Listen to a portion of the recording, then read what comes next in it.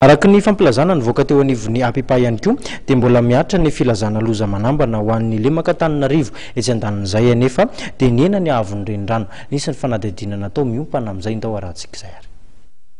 Miatra ny filazana loza manambana eto amin'ny Lemakatananarivo nefa midina ny ahavon'ny rano amin'ny renirano araka ny nambarany teo anivon'ny APIPA nivoaka tamin'ny 4 hariva teo.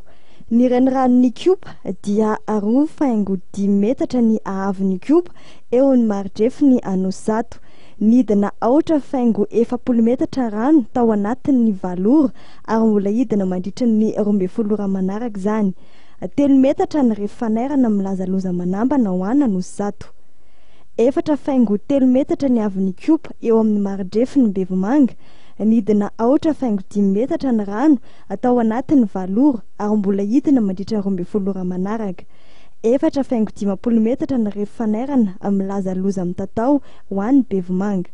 Ho an'ny reniran'ny Sisaony 2.12 metatra ny ahavon'ny Sisaony eo ny maridrefy ny Ampitatafika.